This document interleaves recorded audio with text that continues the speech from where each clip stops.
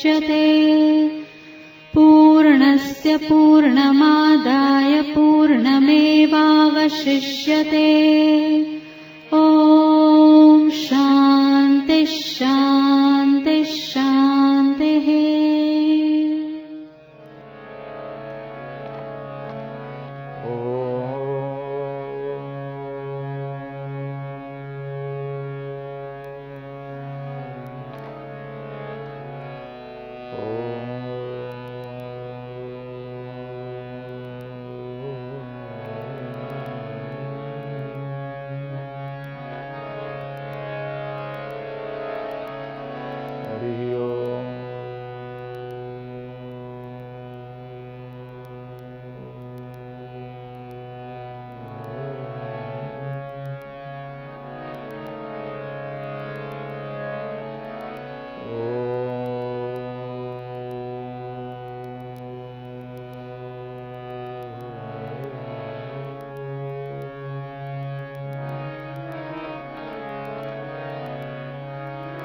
नमस्ते रुद्रमन्यव उतोतैथवे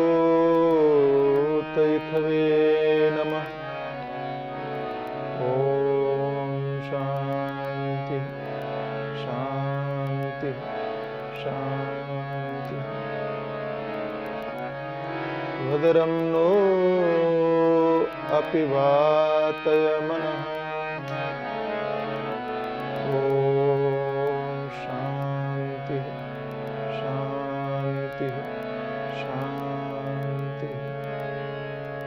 आनन्दमानन्दकरं प्रसन्नं ज्ञानस्वरूपं निजभावयुक्तं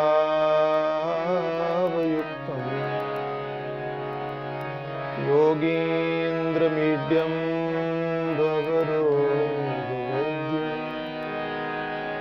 श्रीसद्गुरुं नित्यमहं नमामि। देवी प्रपन्नार्तिहरे प्रसीद प्रसीद मातर्जगतोऽखिलस्य प्रसीद विश्वेश्वरि पाहि विश्वं त्वमीश्वरी देवी चराचरस्य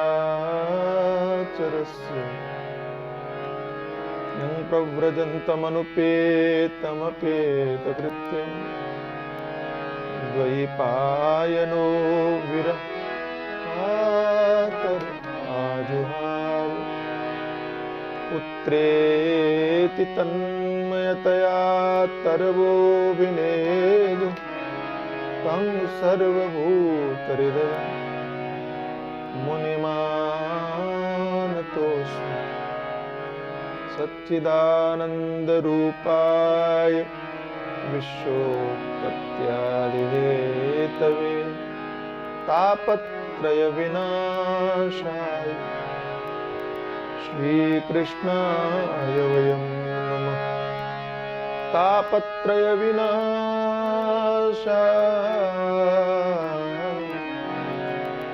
श्रीरामाय वयं नमः। आइए सभी लोग प्रेम पूर्वक भगवान को पावन नाम का गान करें। राधे कृष्ण कृष्ण कृष्ण राधे राधे।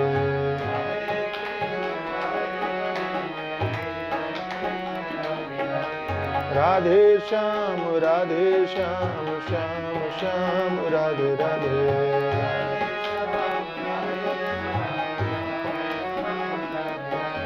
राधे कृष्ण कृष्ण कृष्ण राधे राधे।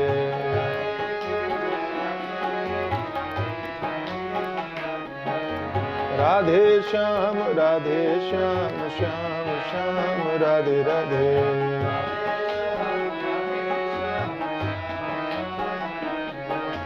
राधे कृष्ण कृष्ण कृष्ण राधे राधे।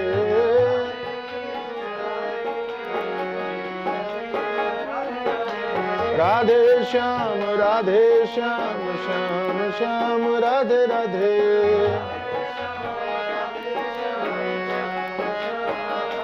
जय जय राधे कृष्ण कृष्ण कृष्ण राधे राधे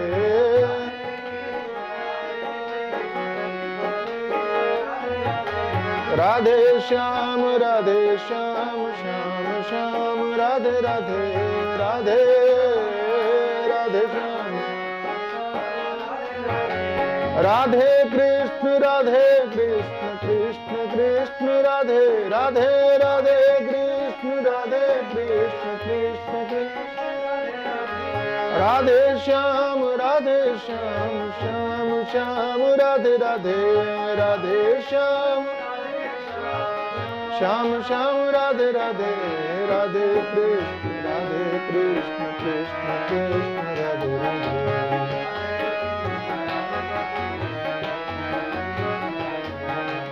राधे राधे श्याम श्याम राधे राधे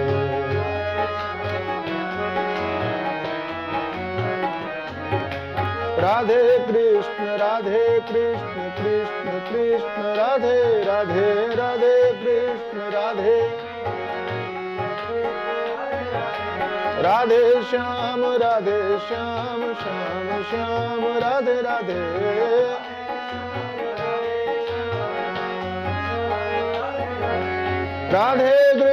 राधे कृष्ण कृष्ण कृष्ण राधे राधे राधे कृष्ण राधे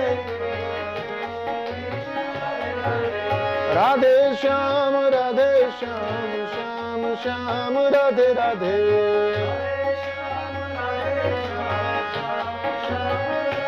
जय जय राधे कृष्ण कृष्ण कृष्ण राधे राधे राधे कृष्ण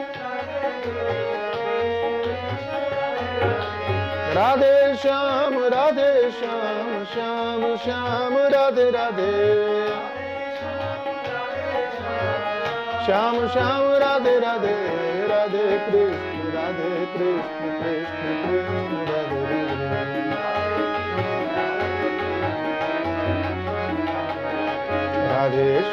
राधे श्याम श्याम राधे राधे जय जय राधे कृष्ण कृष्ण कृष्ण राधे राधे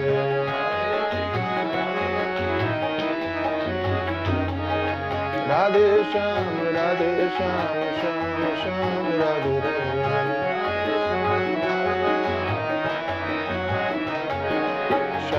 श्याम राधे राधे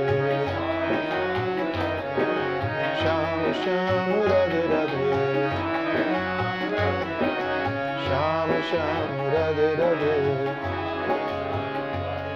श्री राधा कृष्ण भगवान की जय सद्गुरुदेव भगवान की जय सच्चिदानंद भगवान की जय सनातन धर्म की जय श्री कृष्णचंद्र भगवान की जय श्री भागवत महापुराण की जय श्री सुखदेव भगवान की जय श्री बाबुलनाथ महादेव की जय श्री हनुमान जी महाराज की जय श्री शंकराचार्य भगवान की जय स्वामी श्री प्रेमपुरी जी महाराज की जय ओम नमः पार्वती पते हर हर महादेव।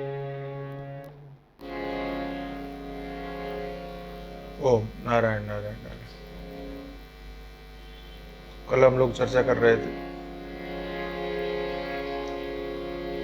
सानंदं सदनं सुताश्च सुधिय कांता मनोहारिणी सनमित्रं सुधन स्वयोषितिरतिः सेवारता सेवकाः आतिथ्यं सुरपूजनम् आतिथ्यं सुरपूजनं प्रतिदिनं मिष्ठान्नपानं गृहे साधु संग उपासनां च सततं धन्यो गृहस्थाश्रमः।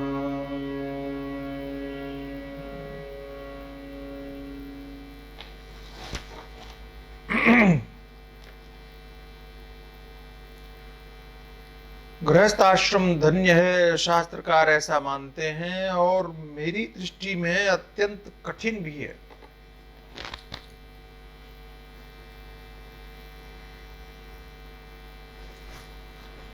क्योंकि अनेक दायित्वों का निर्वाह करना, सभी आश्रमों का प्रतिपालन करना, देव पितर या संक्षेप में समझिए तो स्मार्त और शौत स्मार्त दोनों कर्मों के प्रति समर्पित भाव से अगर कोई सक्रिय देखने में आता है तो उसका नाम है गृहस्थाश्रम।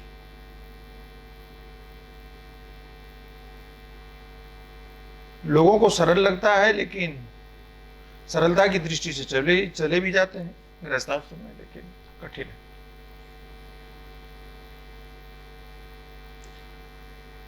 शास्त्रकारों ने गृहस्थ आश्रम को धन्य भी कहा, इसलिए भगवान ने भी सुदामा जी से यही पूछा कि विवाह किया कि नहीं किया।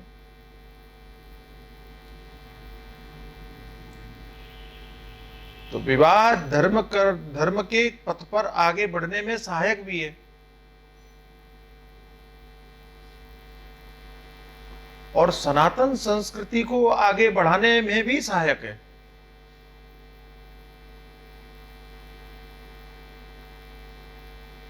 हम तो सकारात्मक दृष्टि से सोचते हैं, अच्छी दृष्टि से सोचते हैं।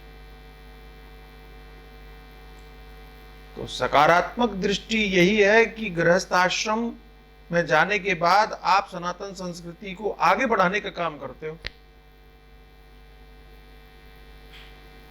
आपकी संतति होगी, आपकी संतान होगी, तो वो भी तो गृहस्थ आश्रम के प्रचार प्रसार में, पालन में, अनुपालन में, यज्ञ आदि क्रियाओं में, सेवा में समर्पित होकर के आगे बढ़ने का काम करेगी। आपके प्रेमपुरी आश्रम में देखो कि पहले बच्चू भाई थे, अब गिरीश भाई हैं। पहले मेहता जी थे, अब प्रकाश भाई हैं। यहां भी परंपरा चल रही है आगे।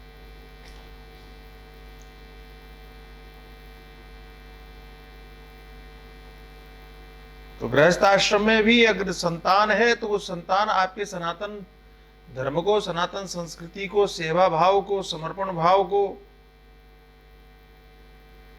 आगे बढ़ाने का ही काम करेगी। इसलिए शास्त्रकार ये कहते हैं, पुत्रार्थे क्रियते भार्या, कि विवाह हो तो संतान की अपेक्षा होनी चाहिए। संतान होगी तब न वो कर्म संपादित होंगे, संतान होगी तब न पितृकर्म संपादित होंगे, संतान होगी तब न आगे भविष्य की आपकी योजनाएं काम आएंगी सनातन धर्म को लेकर के, धार्मिक दृष्टि से। और हमारी सोच बड़ी परिष्कृत सोच है।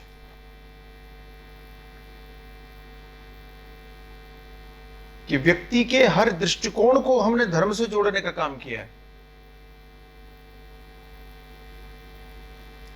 कोई व्यक्ति घूमना चाहता है, भ्रमण करना चाहता है, देशाटन करना चाहता है, यात्रा करना चाहता है, तो हमने उससे कहा कि तीर्थ में जाओ।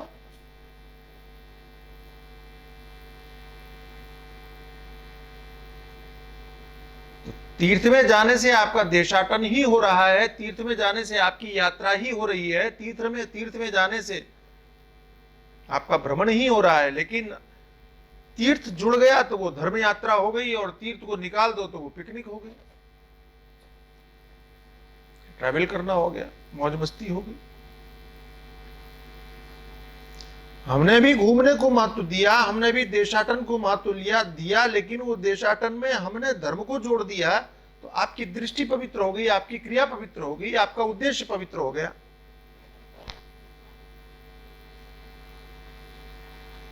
स्नान आप करते ही हो, हमने कह दिया कि वो धर्म है।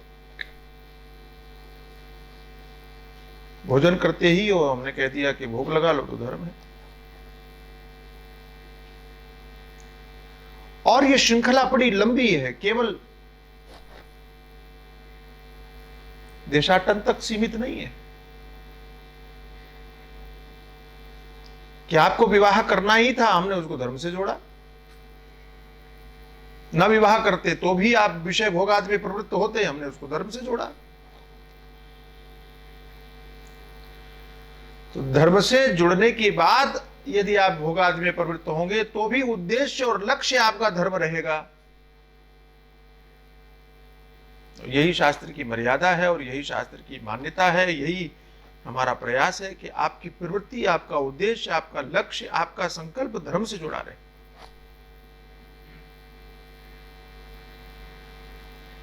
जीवन में कर्म कोई भी हो, धर्म पूर्वक हो, धर्म को महत्व देते हुए। इसलिए गृहस्थाश्रम धर्म है, हमने इसको भी आश्रम ही कहा है, आश्रम ही है। अब लोग हाउस बनवाने लगे हैं कि अब आप लोग कुछ और बनवाने लगे, बात अलग है, लेकिन मूलतः ये भी आश्रम ही। आश्रम का अर्थ ही है कि जहां आकर के सारे श्रम शांत हो जाए, मेहनत क्या बोलते, तनाव खत्म हो जाए जहां। अब थोड़ी समस्या ये होगी कि घरों में आने के बाद में लोगों का तनाव बढ़ता है,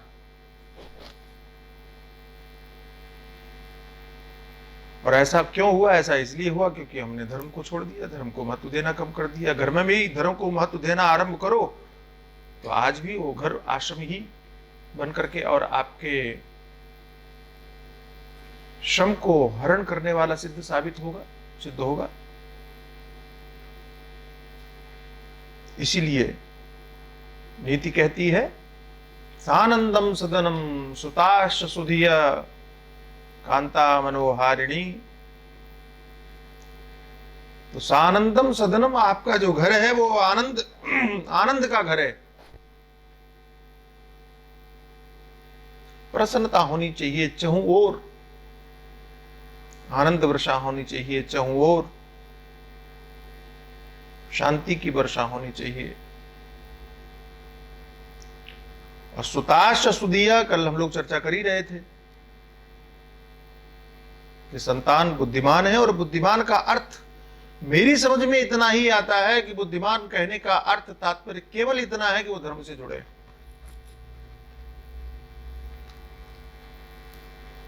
हम रावण को बुद्धिमान नहीं मानते,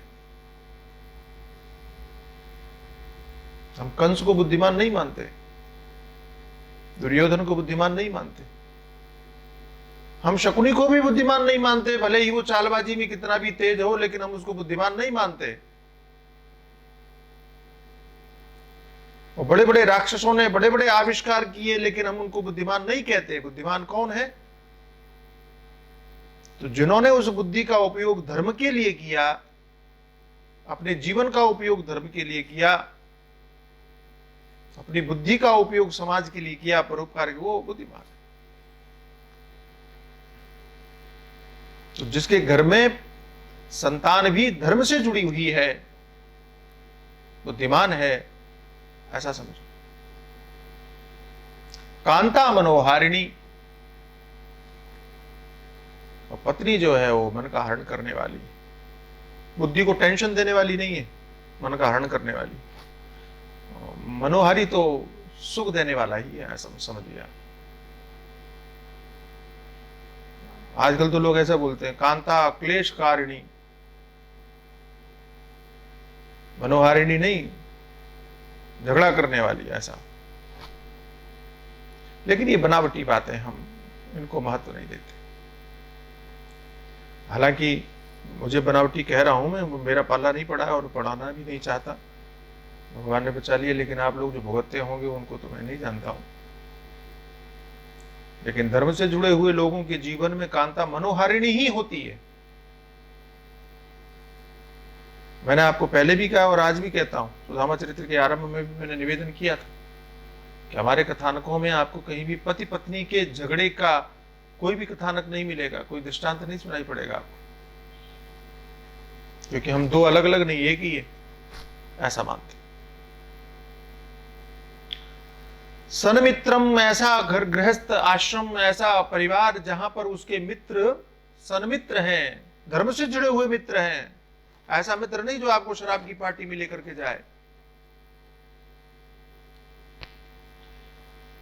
ऐसा मित्र नहीं जो आपको पतित मार्ग में लेकर के जाए, ऐसा मित्र नहीं जो आपको धर्म से च्युत करने की ओर लेकर के जाए, ऐसा मित्र नहीं जो आपको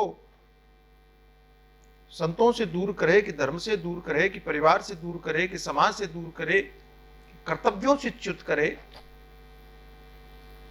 तो वो धन्य गृहस्थ आश्रम नहीं रहेगा, फिर वो जीवन सार्थक नहीं रहेगा। फिर तो सन्मित्रम, सदमित्रम, सत्य के पथ से जुड़ा हुआ मित्र। इसलिए शास्त्रकार ये भी कहते हैं कि मित्र चुनने में आपको बड़ी सावधानी रखनी चाहिए, मित्र बनाने में आपको बड़ी सावधानी रखनी चाहिए। दुनिया तो आपको छलने के लिए तैयार बैठी है, दुनिया तो आपको गिराने के लिए तैयार बैठी है। आपको ही सावधानी रखनी चाहिए कि आप किसके साथ में किसका हाथ पकड़ रहे हैं। ऐसे किसी का हाथ मत पकड़ो कि जो आपकी भी यात्रा को अवरुद्ध कर दे। क्या आप ट्रेन में बैठ गए और दूसरा कोई यात्री दौड़ रहा है, आप उसका हाथ पकड़ करके और बिठाने की चेष्टा में वही आपको खींच ले। कई बार आपने सुना होगा, देखा होगा कि जब कोई आदमी डूब रहा होता है तो बचाने वाला अगर चला जाए तो वो डूबने वाला वो बचाने वालों को भी डुबाने लगता है, तो बड़ी समस्या हो जाती है। इसलिए वो बचाने वाले को बड़ी मेहनत करनी पड़ती है, वो कहना पड़ता है भाई तुम हाथ मत लगाना, जो कुछ करना है हमको करने दो। संसार ऐसा ही है, संसार के मित्र भी ऐसे ही है कि आपके सहायक के रूप में आएंगे लेकिन आपको डुबो करके मानेंगे। बचाएगा कौन? सन्मित्रम। तो हमारे प्रेमपुरी में ऐसे भी अनेक उदाहरण हैं कि जहां उसके मित्र उसको कथा में लेकर के आए, प्रवचन में लेकर के। हम लोग कई बार ऐसे लोगों से मिलते हैं कि भाई हम तो पहले जानते नहीं थे, हमारी वो सहेली थी कि हमारे मित्र थे, उन्होंने कहा एक बार आइए सत्संग में, आइए प्रेमपुरी में आइए। सत्संग में आना शुरू हुआ तो जीवन बदल गया। ऐसे मित्र चाहिए तो जीवन धन्य है यदि आपके जीवन में ऐसे मित्र हैं। सन्मित्रम सुधनम, पवित्र धन हो, किसी का अधिकार छीन करके लाया गया न हो। क्या बोलते हैं उसको? बद्दुआओं के साथ में धन न लाया गया हो। कि जहां शुभकामनाओं के साथ प्रेम पूर्वक परिश्रम पूर्वक आपने धन कमाया हो, सुधनम। तो उद्देश्य भी पवित्र हो कमाने का, परिवार पोषण हो, धर्म की सेवा हो, संतों की सेवा हो, ये उद्देश्य हो। तो उद्देश्य भी पवित्र हो, तरीका भी पवित्र हो, अच्छे धंधे कर रहे हैं आप, बढ़िया। तो सुधनम, ऐसा परिवार है तो निश्चित रूप से धन्यो गृहस्थ आश्रम है।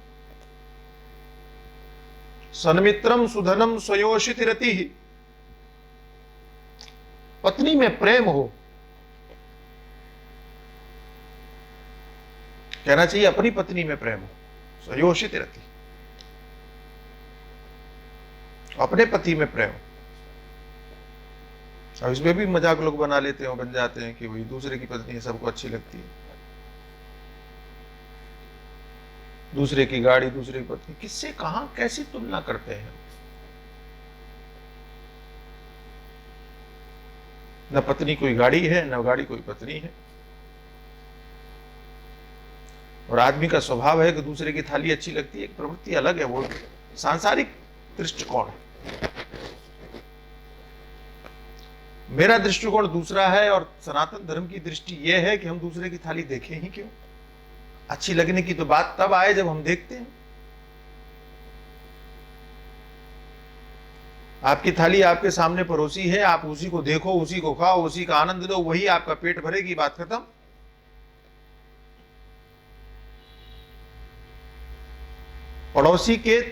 पड़ोसी की थाली को देखने की प्रवृत्ति ये आई कहां से और क्यों आई, जरूरत क्या थी?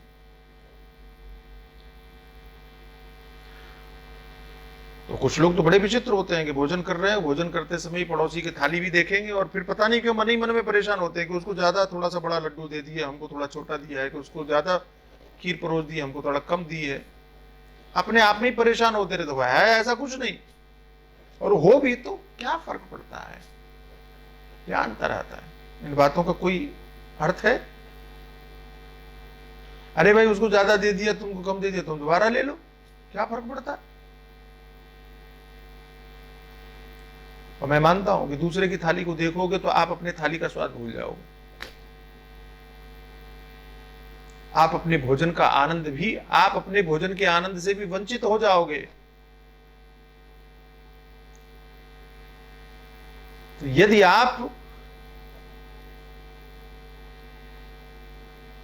आपको मिले हुए भोजन का आनंद प्राप्त करना चाहते हैं, अनुभव करना चाहते हैं, तो पड़ोसी को देखना बंद कर दो, पड़ोसी की थाली देखना बंद कर दो। दृष्टि ही क्यों जाए, क्या आवश्यकता है?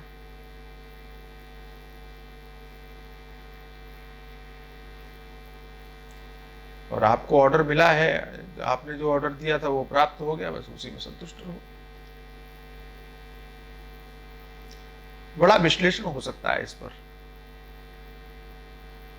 लेकिन मैं जाना नहीं चाहता है। आप समझ लीजिए कि धर्म की दृष्टि विलक्षण है, और धर्म की दृष्टि यह है कि राम जी अपनी पत्नी के लिए रावण से लड़ने के लिए तैयार हो जाते हैं। यह धर्म की दृष्टि।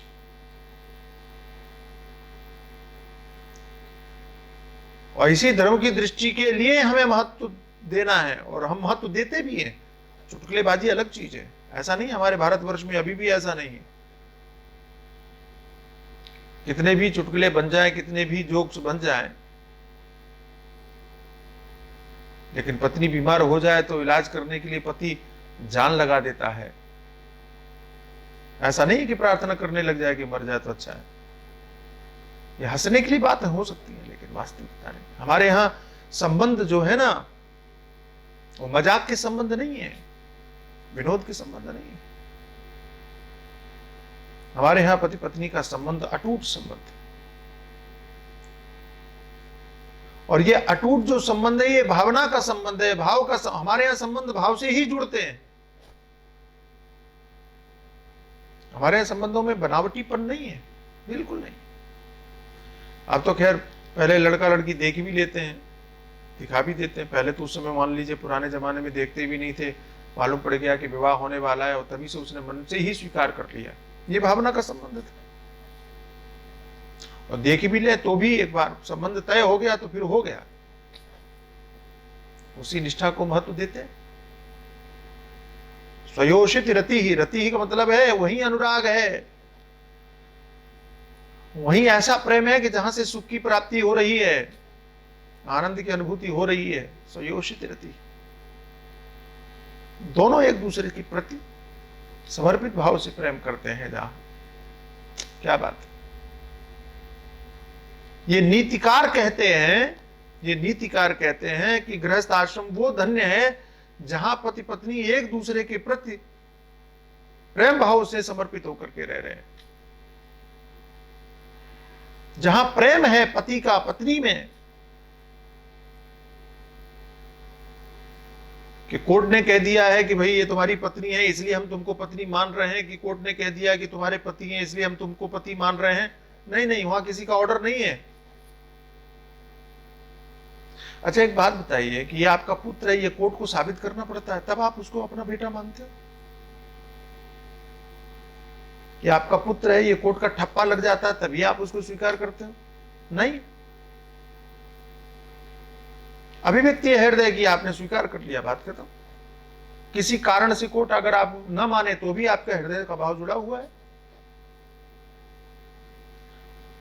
तो सनातन संस्कृति यह है कि यहां की हृदय की स्वीकृति ही सब कुछ है, और हृदय की स्वीकृति का ही महत्व है। स्वयोषित रति सेवारता सेवका, और आपके यहां जो सेवक हैं वो सेवा में रत हैं, प्रसन्नता पूर्वक सेवा करते हैं, आनंद पूर्वक सेवा करते हैं। अर्थात आप भी सेवकों का ध्यान रखते हो, सेवक भी आपके यहां बहुत प्रसन्नता पूर्वक आपकी सेवा में योगदान देते हैं, तो वो गृहस्थाश्रम धन्य है। और आतिथ्यम, कि कोई अतिथि आ जाता है तो आप उसकी सेवा करते हो, आप उसका सत्कार करते हो, स्वागत करते हो। तो हमारे यहां फिल्में बनाई गई मजाक में, अतिथि तुम कब जाओगे,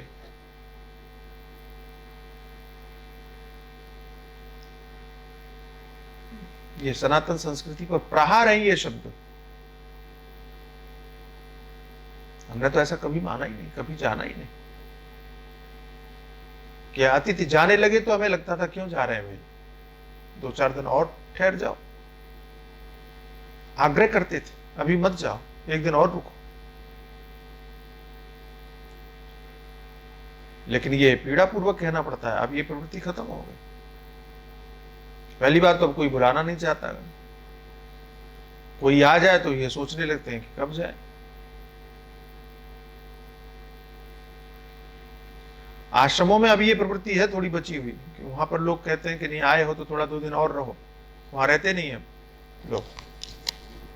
अब आश्रमी बचे जो कहते हैं कि रह जाओ भाई, क्यों जल्दी कर रहे हो, आज जा रहे हो तो ये 2 दिन और ठहर जाओ।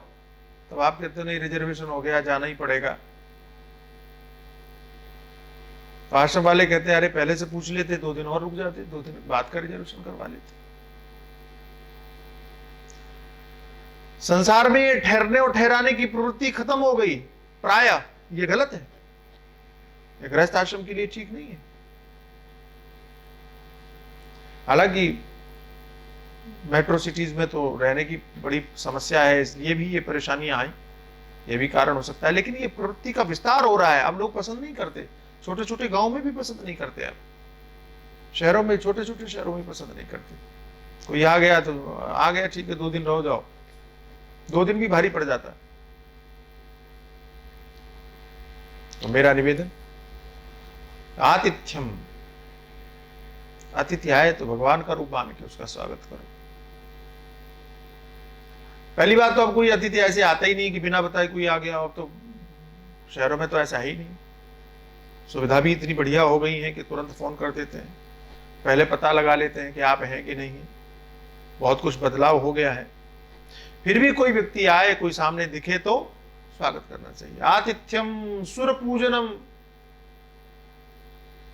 गृहस्थ आश्रमियों के लिए अत्यंत अनिवार्य धर्म कहा है। सुर पूजनम, देव पूजन आपके घर में होना चाहिए। और कब होना चाहिए तो ये भी कहा, आदित्यम सुर पूजनम प्रतिदिनम। ऐसा नहीं कि वो सोमवार सोमवार कर लिया, कि श्रावण श्रावण कर लिया, कि प्रदोष प्रदोष कर लिया, कि एकादशी एकादशी कर लिया, तिथि विशेष पर कर लिया। अरे वो जो तिथि विशेष पर करते हो वो अलग है, उसका इससे कोई संबंध नहीं है। वो नैमित्तिक कर्म के अंतर्गत है, और नैमित्तिक कर्म के अंतर्गत उसको अलग से करना चाहिए। दीपावली का पूजन नैमित्तिक कर्म है, रक्षाबंधन नैमित्तिक कर्म है, प्रदोष नैमित्तिक कर्म है, वो अलग है। नित्य पूजन आपके यहां प्रतिदिन होना चाहिए। सुर पूजनम, घर में देव पूजन ही तो घर में देवताओं की वृद्धि करेगा, देवताओं का आशीर्वाद प्रदान करेगा। इसलिए सुर पूजनम प्रतिदिनम होना चाहिए, और सबको सम्मिलित होना चाहिए, सबको करना चाहिए। हमारे यहाँ क्या होता है कि कोई बड़ा बूढ़ा आदमी होता है, वो घर की पूजा कर लेता है, और बाकी लोग बोले नहीं मम्मी कर लेती है, वो ना पापा कर लेते हैं, अमुक कर लेता है, अमुक कर लेता है। ये देव पूजन जो है वो सबके लिए है, इसलिए सबको ही सम्मिलित होना चाहिए। भले ही थोड़ा करो, भले ही थोड़ी देर करो, थोड़ी देर जाओ, लेकिन जाओ जरूर, सम्मिलित जरूर हो, उस पूजन में सम्मिलित होना चाहिए। हमारे गुजरातियों मारवाड़ियों के घर में प्रायः देव पूजन होता है। प्रायः घरों में ठाकुर जी होंगे कि श्रीनाथ जी होंगे कि भगवान शिव का शिवलिंग होगा और उसका पूजन अभिषेक करते हैं। ये अच्छा लगता है देख करके। मैं प्रेमपुरी में रहता हूँ तो कई बार कई जगह जाने का अवसर मिलता है। अनेक घरों में देखा है कि देव की प्रतिष्ठा है। हम तो अमेरिका में भी गुजरातियों के घर में गए, वहां भी देखा बड़े बड़े बड़े सुंदर सुंदर मंदिर उन्होंने घरों में बना के रखे। देख के चित्त प्रसन्न हो जाए, अच्छा लगता है। और इस धर्म को कभी छोड़ना नहीं, इस कर्तव्य का कभी परित्याग मत करना और प्रयास करना कि आपके बच्चे उस क्रिया से जुड़े, उस कर्म से जुड़े। बच्चों को भी प्रवृत्त करवाना आपका और हमारा धर्म है। वे जानते नहीं है बेचारे, उनको पता नहीं है। और ये भी यदि वे धर्म से दूर होते हैं तो उसमें दोष हमारा माना जाना चाहिए, क्योंकि हमने उनको जोड़ा नहीं बचपन से। उनका दोष नहीं। सुरपूजनम प्रतिदिनम, प्रतिदिन जैसे भोजन प्रतिदिन करते हो, जैसे स्नान प्रतिदिन करते हो, जैसे दर्शन प्रतिदिन करते हो, जैसे श्रवण प्रतिदिन करते हो, जैसे आहार प्रतिदिन करते हो, जैसे इंद्रियों के व्यवहार, स्पर्श आदि व्यवहार कहिए कि घ्राण आदि व्यवहार कहिए, सब सूंघते हो ना नासिका के द्वारा, प्रतिदिन होता है, सतत होता है। ऐसे जीवन का अंग देव पूजन माना जाना चाहिए। उसमें आलस्य नहीं करना चाहिए, आलस्य से नहीं छोड़ना चाहिए। गुरु परंपरा के द्वारा प्राप्त अपनी उस पूजा परंपरा को प्रतिदिन प्रयोग करते रहना चाहिए। सुरपूजनम प्रतिदिनम मिष्ठान्न पानम गृहे, और मीठा भोजन करना चाहिए। कहोगे महाराज आप तो डायबिटीज में मारोगे। गृहस्थाश्रम तो तभी धन्य है जब मीठा भोजन करो। मिष्ठान्न पानम गृहे, तो मीठा भोजन का अर्थ क्या है? तो हमारे दादा गुरु सुनाते थे, बहुत बढ़िया बात। एक आदमी था, उसके पिताजी अचानक मर गए, उसको पता नहीं था, लड़का था वो बेचारा। पिताजी के जाने के बाद बड़ा परेशान हो गया, तो क्या करे, कैसे धंधा संभाले, कुछ समझ में नहीं आया। तो उसने देखा कि पिताजी ने शायद कहीं कुछ लिख रखा हो, अचानक गए थे तो कुछ लिख रखा होगा, तो देखा तो एक डायरी में पिताजी ने लिख रखा था। तो पहला सूत्र यह था कि छाया में आना और छाया में जाना। तो उसने बेचारे ने यह समझा कि पिताजी कह के गए हैं कि छाया में आना जा। अब ये उठ जगता था 9 बजे तो धूप हो जाए, और आता था 4 बजे तब भी धूप रहे, दुकान में जाए तो उसको लगा पिताजी ने लिखा है छाया में आना छाया में जाना, तो फिर एक काम करते हैं। तो उसने क्या किया, घर से लेके दुकान तक टीन शेड लगवा दिया, पूरा छाया करवा दी, पैसा बर्बाद किया, कर्जा लेकर के करवाया तो और कर्जे में आ गया। दूसरी बात लिखी थी, पिताजी ने लिखा था मीठा भोजन करना, तो मीठा ही मीठा खाने लगा, नमक वगैरह छोड़ दिया तो डायबिटीज हो, बीमार हो गया, दुबला पतला हो गया, मरने के कगार पर पहुंच गया, बड़ा परेशान। क्या करें समझ में नहीं आया। तो सारे रास्ते आजमा लिए, कुछ समझ में नहीं आया तो गुरुजी के पास में गया। गुरुजी ने देखा, बोले तुम्हारा क्या हाल हो गया? बोले महाराज पिताजी गए तब से ऐसे दुर्दिन आए कि पूछो मत। और मैं तो उन्हीं की बात मान रहा हूँ, लेकिन उसके बाद में भी मैं परेशान हो गया। तो कौन सी बात मान रहे हो? बोले पिताजी ने ऐसा लिखा था कुछ, छाया में आना छाया में जाना। तो मैं टीन शेड लगवा दिया, छाया में ही जाता हूँ, धूप में नहीं जाता हूँ, फिर भी देखो मैं परेशान हो गया। पिताजी ने कहा था मीठा खाना, तो मीठा ही खाता हूँ मैं, तो ये हाल हो गया, मैं तो मरने वाला हूँ। गुरुजी ने कहा अरे पागल, पिताजी ने लिखा तो यही था, लेकिन तुमने समझा गलत। बड़े लोगों की बातें ऐसे समझ में नहीं आती, न समझ में आए तो बिना समझे मत करो, पहले पूछो समझो। तो समझना क्या है? बोले भाई ये छाया में आना, छाया में जाने का मतलब था कि सूर्योदय से पहले निकल जाना, मतलब धूप होने से पहले दुकान में पहुंच जाना, और जब धूप खत्म हो जाए तब दुकान से वापस आना, ये था छाया में आना। छाया में तो टी शर्ट लगाने की क्या जरूरत थी तुमको? ओ अच्छा अच्छा अच्छा, मतलब जल्दी उठना था। हाँ जल्दी उठना, जल्दी उठ के जाना था। और मीठा खाने का अर्थ क्या था? बोले गुरुजी ने समझाया, मीठा खाने का अर्थ ये था कि जब भूख लगे तब खाना, तो हर चीज मीठा लगती है। जब तेज भूख हो तब आप खाओ तो हर चीज मधुर लगेगी। गुजराती बोलते हैं सरस। तो सुंदर लगेगी, सरस लगेगी, मधुर लगेगी कब? जब आप भूख होने पर खाओगे। तीव्र भूख लगे फिर खाओ आप, कुछ नहीं होगा, कुछ नहीं बिगड़ेगा। मीठा होने का मतलब यही है, मीठा खाने का मतलब यही है, भूख लगने पर खाओ। और यहां तो भूख को मौका ही नहीं देते, बेचारी भूख तरसती है साइड में खड़े होकर के कि कब हम लगे, इसलिए बीमार पड़ते हैं। आज का भोजन बीमार होने का कारण सबसे बड़ा यही है कि भूख लगने का मौका ही नहीं है, बस खाए जाओ खाए जाओ। एक माता जी को मैंने खाते हुए देखा, हमने कहा माता जी क्यों खा रहे? बोले डॉक्टर ने कहा है कि हर 2 घंटे में खाओ। उन्होंने कहा भूख नहीं लगे? तो बोले हाँ फिर भी खाओ।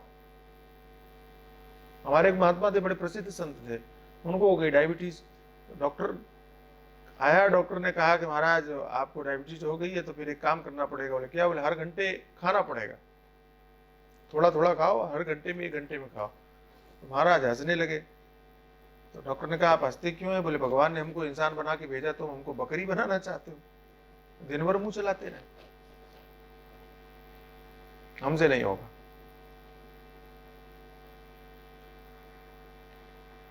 डॉक्टरों की सोच का मुझे पता नहीं है, लेकिन मैं तो सीधी सी बात शास्त्र की जानता हूं कि आपको भूख लगे फिर खाओ तो कुछ भी हानिकारक नहीं होगा, ये पक्की बात। आप करके देख लो, प्रैक्टिकल करके देख लो, अगर इसमें इतनी भी रत्ती भी बात गलत हो तो कहना। भूख लगे और आप भोजन करो, कुछ भी खाओ, वो आपके लिए अमृत के समान काम करेगा।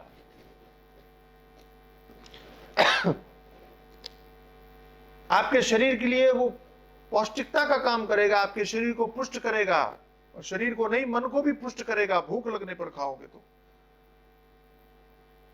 और बिना भूखे आप अमृत भी खा लोगे ना तो वो भी जहर का काम करेगा। बिना भूखे आप कुछ भी खा लो, शरीर में क्या, कैसे कहें आपको, कैसे बताएं आपको?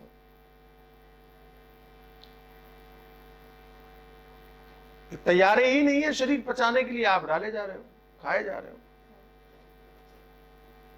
आपको इच्छा नहीं है लेकिन खाना है।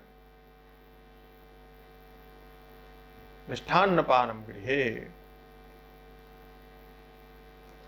आतिथ्यम सुरपूजनम प्रतिदिनम मिष्ठान्न पानम गृहे साधो संग।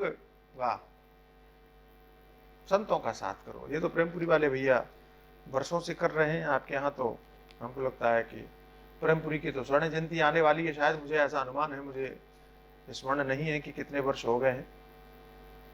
प्रेमपुरी जी महाराज को गए हुए तो 50 वर्ष से ऊपर हो गए, वो तो पता है, लेकिन प्रेमपुरी आश्रम को कितने वर्ष हो गए अभी ये स्मरण नहीं, शायद 50 वर्ष पूरे होने वाले होंगे ऐसा मुझे लगता है।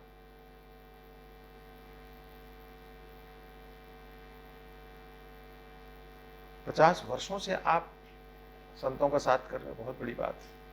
प्रेमपुरी आश्रम 50 वर्षों से संतों का सानिध्य प्रदान कर रहा है लोगों को, ये बड़ी बात है। मैं सामने होता तो मैं तो तालियां बजवाता आपसे, क्योंकि प्रेमपुरी आश्रम ने बहुत बड़ा योगदान दिया है समाज के लिए। उन आध्यात्मिक जिज्ञासुओं के लिए जो सत्संग के लिए तरसते थे, तड़पते थे, वो कहाँ हरिद्वार जाते थे, कहाँ ऋषिकेश जाते थे कि थोड़ा वर्ष में एक बार अवसर मिल जाए कि कहीं संतों के पास में बैठ करके सुनने का। प्रेमपुरी आश्रम ने वो ऋषिकेश, वो हरिद्वार पूरा यही बंबई में लाके रख दिया कि एक साल में एक बार नहीं, एक दिन में 12 बार आप बैठ करके सुनो। कहा वर्ष में एक बार अवसर मिलता होगा लोगों को, और यहां मतलब एक महीना भी, साल में 12 महीना होते हैं तो एक महीना भी कोई बाहर जाता होगा ऐसा हमको तो नहीं लगता। प्रेमपुरी आश्रम ने तो ऐसी परंपरा चला दी, एक ही दिन में 12 विभाग हैं, कहीं भी जाओ ये कर लो वो कर लो, ये आपके यहाँ स्वाध्याय है, प्रवचन है, योग है, संगीत है, भजन है, भजन संध्या है, भक्ति संध्या है, व्याख्यान माला है, गीता चिंतन माला है, भागवत कथा, अरे और भी है, मैं तो नाम भी याद नहीं हो, कैसे नाम याद होंगे। 465 365 दिन में 465 आपके यहाँ तो वो चलती है प्रवृत्तियां।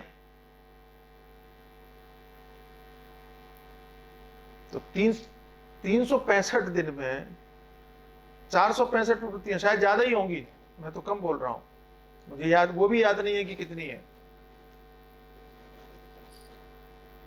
बहुत बड़ा योगदान है साधु संग। गृहस्थ आश्रम तभी धन्य है जब आप संतों का साथ करते हो। साधु संग उपासनाम च सततम, तो संतों का साथ ही मत करो, संतों के साथ में उपासना करो, उनके साथ बैठो, उनके साथ बैठो, उनके साथ ईश्वर से जुड़ो, उनके समीप बैठ करके तत्व चिंतन करो, उनके समीप बैठ करके भगवत तत्व का चिंतन करो, उनके समीप बैठ करके, या यूं कहिए अपने मन को उनके समीप बिठाओ। उपासनाम च सततम, सदैव सदैव। इतना कर लेते हो तो धन्य हो गृहस्थ आश्रम, आपका आश्रम धन्य। तो भले ही सुदामा जी की इच्छा और प्रवृत्ति नहीं थी, लेकिन फिर भी आप गृहस्थ आश्रम में गए, हमें आनंद है। लोक शिक्षा के लिए आप विवाह में भी गए, विवाह किया आपने, लोक संग्रह के लिए आपने ऐसा किया।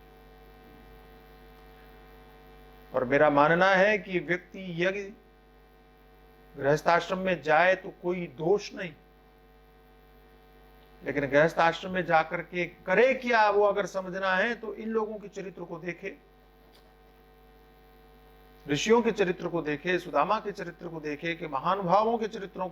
सुदामा का चरित्र आपको यह सिखाएगा कि गृहस्थ आश्रम में होने के बाद भी अभावग्रस्त जीवन में भी परमात्मा से कैसे जुड़ा जाए। आप सुदामा से सीखो।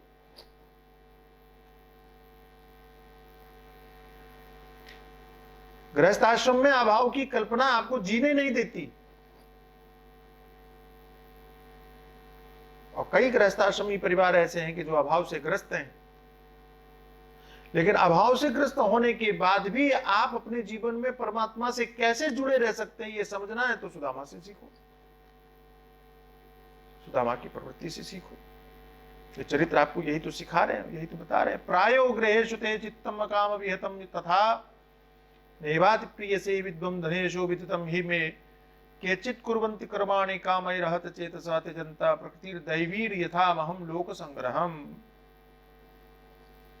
प्रवृत्ति न होने के बाद में भी और आपने लोक संग्रह की कामना से गृहस्थ आश्रम में प्रवेश करके जिस आदर्श की स्थापना की वह अद्भुत है।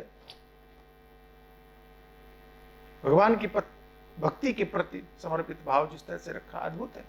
बिना किसी कामना, बिना किसी अभिलाषा के, और आपने अपने उस आदर्श को स्थापित किया, वो अद्भुत है। ऐसा, और तभी ये चर्चा करते हुए भगवान ने कहा, कच्चित गुरुकुले वासम ब्रह्मन स्मरसि नव्यतः द्विजो विज्ञाय विज्ञेयम तमसा पारमश्नुते। हे ब्राह्मण शिरोमणे, क्या आपको उस समय की बात याद है जब हम दोनों लोग एक साथ में गुरुकुल में निवास करते थे? और द्विजो विज्ञाय विज्ञेयम तमसा पारमश्नुते, ये सत्य ही है कि गुरुकुल में जितने भी अपने गुरुकुल में निवास करने वाले द्विजाति हैं, द्विजाति का मतलब है जिनके दो संस्कार होते हैं, एक जात कर्म संस्कार, एक यज्ञ उपवीत संस्कार। द्विजाति का मतलब है जिनका 2 बार जन्म होता है। एक तो जन्म शरीर का होता है, एक संस्कार के द्वारा जन्म होता है, वो दुजाति कहे जाते हैं। तो जो दुजातियों को गुरुकुल में ही रह करके वस्तु का ज्ञान होता है, तत्व का ज्ञान होता है। द्विजो विज्ञाय विज्ञेयम, जानने योग्य जो पदार्थ है, उसका जो अनुभव है, उसका जो बोध है, वो गुरुकुल में ही होता है, गुरुजनों के सानिध्य में ही होता है। तमसा पारम स्मृते, और उस ज्ञान के द्वारा ही जो आपका अज्ञान है उसकी निवृत्ति होती है, अज्ञान अंधकार से पार हो जाते हैं। जब तक आप गुरुकुल में गुरुदेव के सानिध्य में गुरुदेव की कृपा को प्राप्त नहीं करते, तब तक आप उस दिव्य तत्व के जो जानने योग्य है उसका ज्ञान नहीं प्राप्त करते हैं, उसको प्राप्त नहीं कर पाते हैं। और जब तक वो तत्व ज्ञान नहीं प्राप्त कर, अंधकार से छूट नहीं सकते आप। तो गुरुकुल की उपयोगिता दिखाई, गुरुकुल की महत्ता बताई, और गुरुकुल की महिमा बताने के बाद अब गुरु की महिमा बताएंगे कि गुरु की महिमा क्या है। तो आइए हम लोग गुरु की महिमा भी जानेंगे, कल सुनेंगे, समझेंगे। और हम आज गुरुदेव से जुड़ा हुआ और ये भजन गा के आज के इस प्रसंग को हम पूर्ण करेंगे, और कल गुरु जी की महिमा भगवान के द्वारा सुनेंगे कि गुरु महिमा आखिर है क्या। आनंद से, प्रेम से, मस्ती के साथ इस महिमा से हम जुड़ते जाएंगे। आइए गाइए।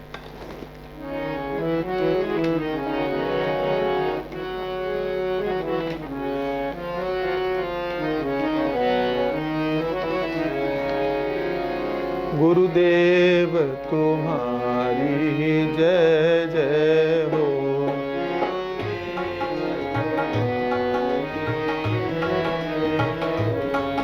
गुरुदेव तुम्हारी जय जय हो।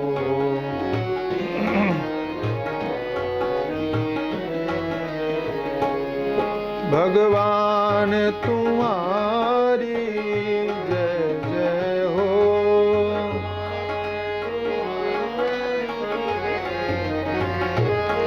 हे नाथ तुम्हारी जय जय हो।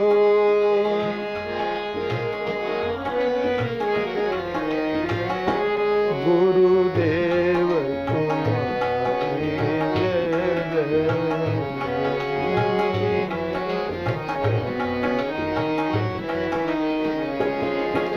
तुम भक्तों के प्रतिपालक हो,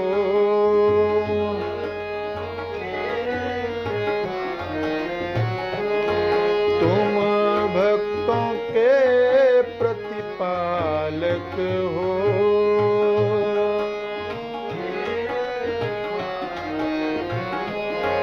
तुम शिष्यों के उद्धारक हो,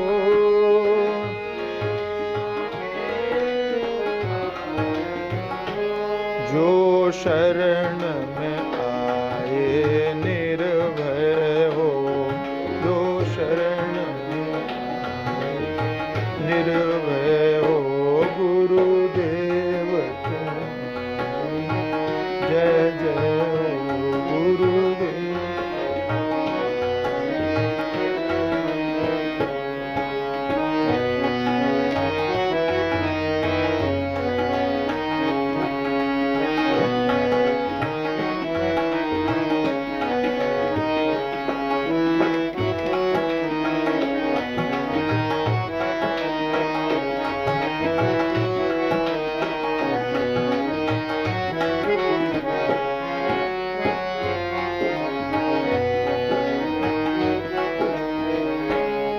जहाँ ज्ञान की धारा बहती है,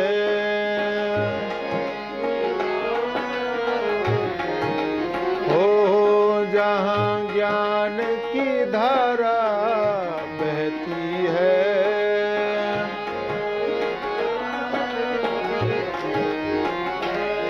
जहाँ भक्ति की निष्ठा रहती है, भक्ति की निष्ठा, वहाँ दुख व्याधियों का क्षय हो, वहाँ दुख व्याधियों का क्षय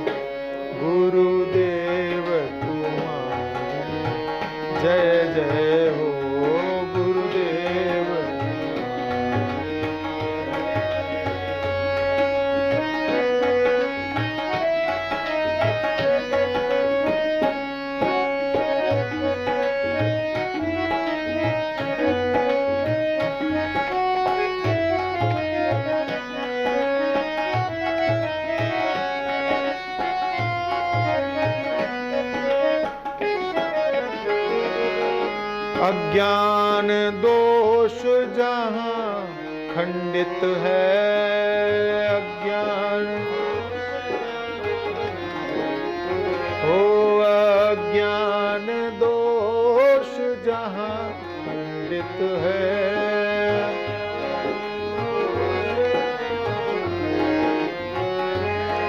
गुण ज्ञान चिदंबर पंडित है, चिदंबर पंडित है, हमता ममता का जहाँ लय हो, हमता हो गुरुदेव जय जय हो गुरुदेव, भगवान तुम्हारी जय जय हो, भगवान तुम्हारी हो, हे नाथ तुम्हारी जय जय हो, हे नाथ तुम्हारी जय जय हो गुरुदेव,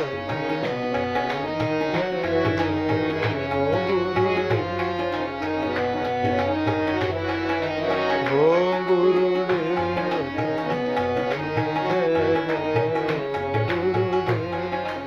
हे गुरुदेव, गुरुदेव जय जय